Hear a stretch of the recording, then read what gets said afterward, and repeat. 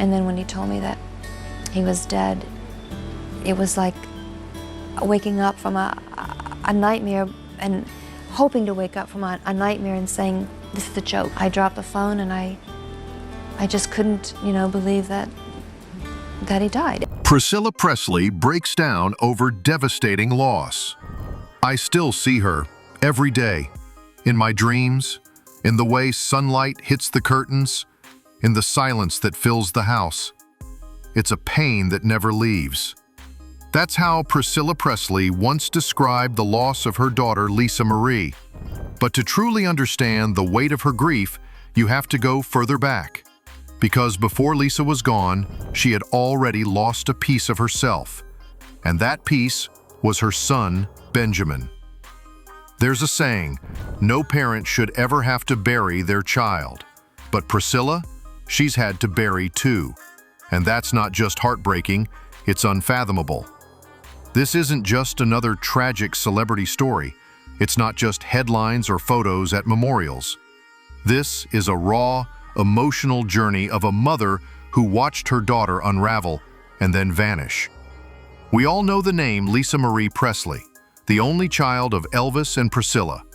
A name wrapped in fame, music, and legacy. But behind that name was a woman constantly weighed down by expectations, heartache, and unbearable personal loss. A woman trying to carry the Presley torch while her world quietly crumbled around her.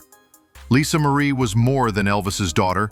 She was a musician, a mother of four, and someone who'd faced more tragedy than most people could survive. She had a soulful voice, a tough edge, and a certain mystery that always surrounded her. People saw her as resilient, but behind that strength was someone silently falling apart. It's easy to look at the glitz and the headlines and forget the real story, the private pain, the kind that doesn't make it into magazine spreads or talk show interviews. For Priscilla, it all began with hope. Lisa was her only child with Elvis. After losing him so young, Lisa became her everything, her reason for pushing forward. And when Lisa had children of her own, Priscilla was there, stepping into her role as grandmother with love and pride. But that pride slowly gave way to concern. Lisa Marie always seemed to carry something heavy with her, a kind of emotional shadow. She had battled addiction, endured public breakups, and tried to make her mark in music while forever being compared to her father. That alone would be hard enough, but it was the death of her son Benjamin in 2020 that finally shattered whatever pieces of peace she had left. Lisa loved Ben more than words could express. He was quiet, soulful, and had the Presley look, those piercing eyes, that unmistakable charisma. Lisa often said he reminded her of Elvis, but depression doesn't care about legacy. And when Ben took his own life, it was as if the floor dropped from under Lisa's feet. Priscilla once recalled a moment after Ben's death when Lisa looked at her and said, "Mom, I don't know if I want to be here anymore." And what can a mother say to that?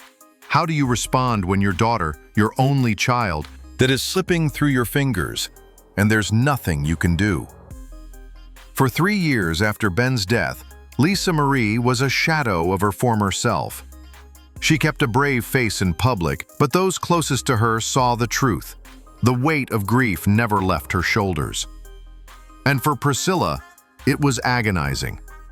Watching Lisa waste away emotionally, watching the spark fade from her eyes, it was like grieving her in slow motion. And then, just when it seemed like Lisa might be pulling herself together, appearing at the Golden Globes, smiling for the cameras, tragedy struck again. Less than 48 hours later, she was gone.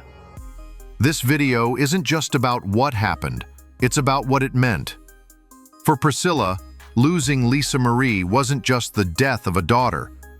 It was the loss of her last true link to Elvis, the end of a bloodline, and the crushing final chapter in a lifetime filled with both love and sorrow.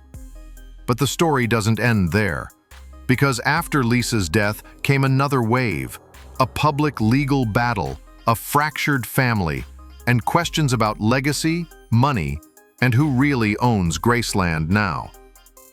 In the coming sections, we'll take you deeper into the heartbreak of Benjamin's death, into Lisa's final years, into the feud between Priscilla and Riley, and how the Presley legacy now lies in the hands of a new generation. But first, take a breath, because this isn't just news.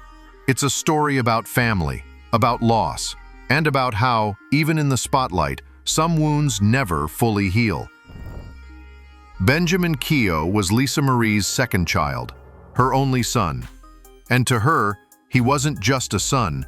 He was her mirror, her anchor, and in many ways, her second chance at understanding her own father. People always said Ben looked just like Elvis. Same eyes, same aura, same quiet intensity. But behind that familiar face was a young man fighting a private storm. In July 2020, that storm took him. Benjamin died by suicide at just 27 years old. And in that one moment, Lisa Marie's world stopped.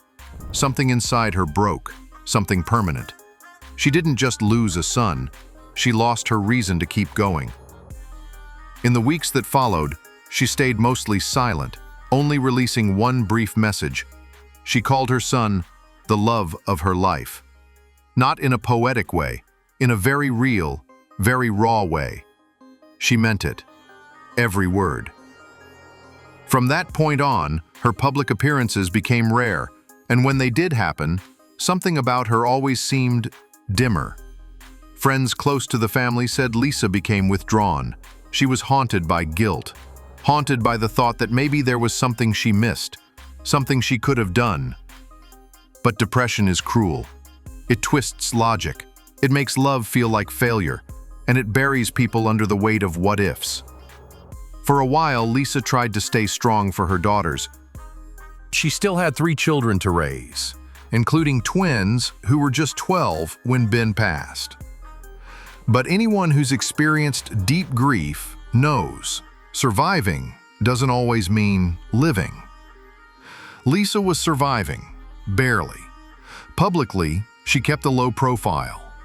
Privately, she struggled with insomnia, isolation, and what many suspected was a relapse into old addictions. There were reports of rapid weight loss, unstable moods, moments of clarity followed by days where she wouldn't answer the phone. People close to her tried to help, but Lisa didn't always let them in. Priscilla, meanwhile, was caught in a nightmare of her own. She had already lost a grandson she adored.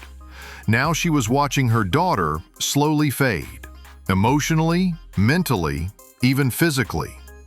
And she couldn't stop it. She couldn't fix it. Imagine that for a moment. You're a mother, watching your only child grieve herself into the ground, watching her pull away from her own children, watching her smile for cameras, then collapse backstage. Priscilla tried to be strong, but she was grieving too. She had to bury her grandson while carrying the silent fear that her daughter might be next. And that fear was justified. In the last year of Lisa Marie's life, those closest to her say she wasn't the same.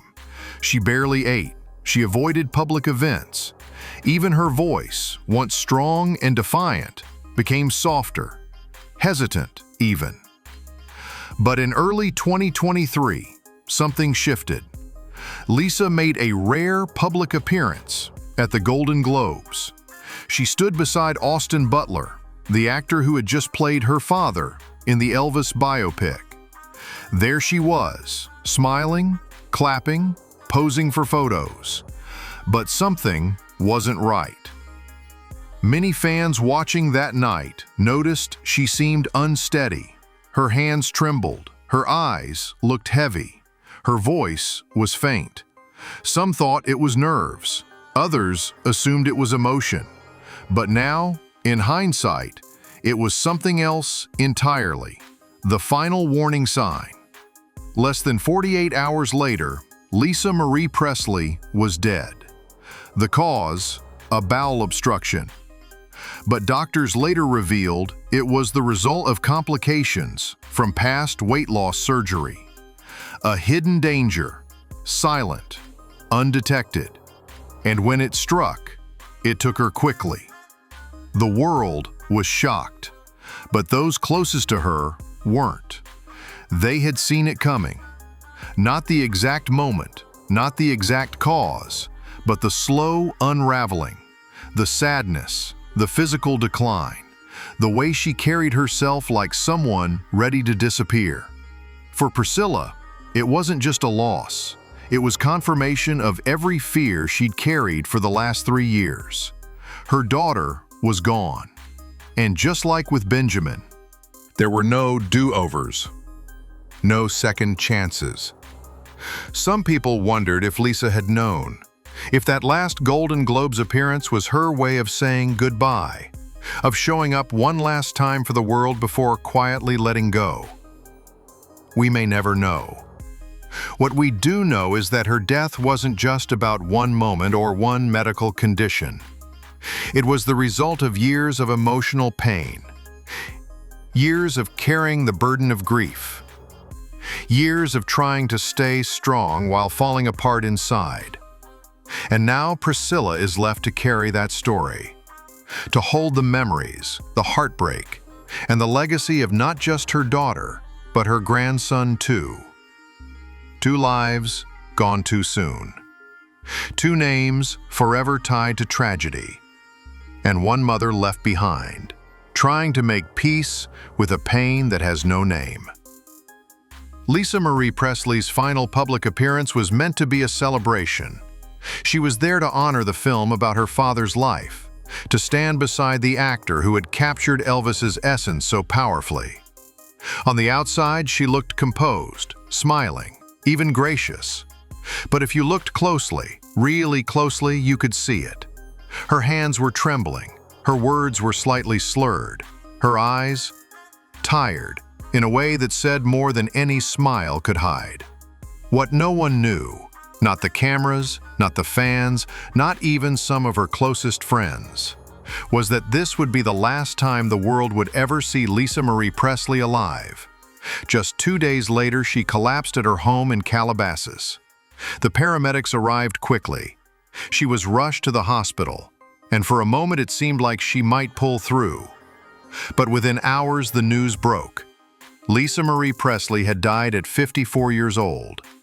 The official cause was later revealed to be a small bowel obstruction, a complication from past weight loss surgery.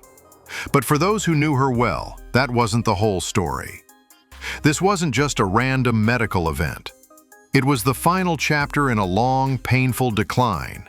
And for Priscilla, it was the nightmare she had feared but couldn't stop. First Benjamin, now Lisa Marie. 2 funerals, 2 eulogies. 1 mother trying to hold it all together under a mountain of grief. But the pain didn't stop with loss. Just weeks after Lisa's death, headlines erupted again. This time, not about tragedy, but about tension. Priscilla filed a petition in court, challenging an amendment to Lisa Marie's will. An amendment that removed her as a trustee and replaced her with Lisa's daughter, Riley Keough. To the public, it looked like a feud, a family power struggle playing out in real time. The Presley name once again pulled into headlines about money and control. People began to ask, why would a grieving mother challenge her daughter's final wishes? But according to Priscilla, it wasn't about greed, it was about clarity. She claimed the amendment was suspicious, that the signature didn't look right, that she had never been notified of the change. And, more importantly, she felt left out. Riley, now thrust into the spotlight, stayed mostly silent. The media painted her as the poised granddaughter trying to protect her mother's wishes. Priscilla, meanwhile, became the unexpected antagonist in the public eye, a grieving grandmother now accused of stirring drama. But behind closed doors, it wasn't that black and white. Sources close to the family said it was messy, emotional, confusing. The loss was still fresh, the relationships strained. And in that haze of grief, decisions were made, some from fear, some from pain. Now that legacy rests with his granddaughter, Riley Keough. And it's a responsibility she never asked for, but one she's determined to carry with care. After the dust settled from the legal battle, Riley officially became the sole trustee of Lisa Marie's estate. That meant Graceland, the Presley crown jewel, was hers to protect. The public sighed in relief. Fans worried the estate might be sold or lost in court fights, but Riley made her intentions clear. Graceland would remain in the family. It would stay open, preserved, a place for people to continue honoring Elvis, Lisa Marie, and everything they stood for. For Priscilla, it was bittersweet. She had fought to remain involved, not just out of obligation, but because Graceland wasn't just Elvis's home. It had been her home too. She once raised Lisa Marie within those walls. She remembered the laughter, the music, the family dinners. And now, those memories belonged to a new generation.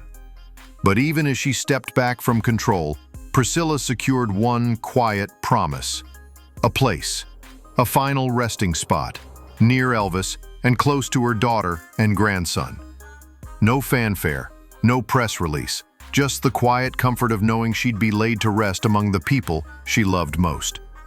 That decision might seem small, but to Priscilla, it meant everything.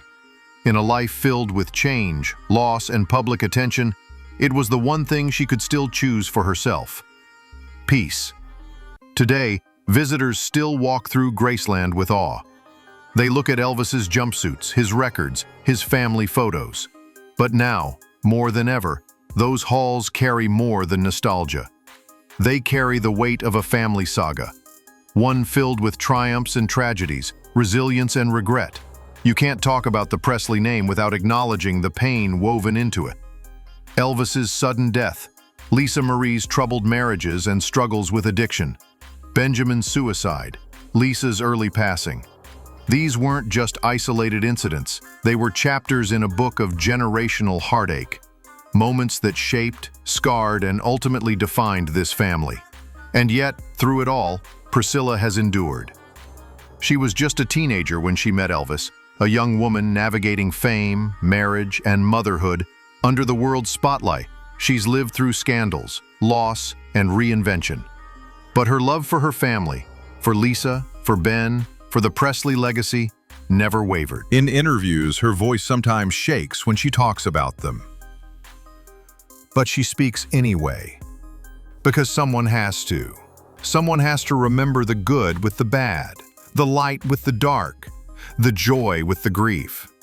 And that's what she does. Now she spends her days reflecting, more than planning. She visits Graceland not as a curator, but as a mother, a grandmother, and a woman who has lived every corner of the Presley story. From the brightest spotlight to the deepest shadow. Riley Keough now carries the weight of the Presley legacy, stepping into her role with quiet strength and undeniable grace. As both a rising actress and a new mother, she embodies resilience, even in the wake of personal tragedy. Though she has remained mostly silent in public, her presence speaks louder than words, a reflection of dignity and quiet determination. The Presley story, long marked by extraordinary love and heartbreaking loss, continues through Riley and her grandmother Priscilla. After enduring the devastating deaths of her grandson and daughter, Priscilla has found a sense of peace, knowing she will one day be laid to rest alongside them at Graceland. In the end, the legacy isn't about fame. It's about enduring, unconditional love. If this story moved you, don't forget to like, comment, and subscribe for more heartfelt stories about the people behind the headlines. Share your thoughts below. What does legacy mean to you? Join us as we continue to explore the lives behind the legends. See you in the next video.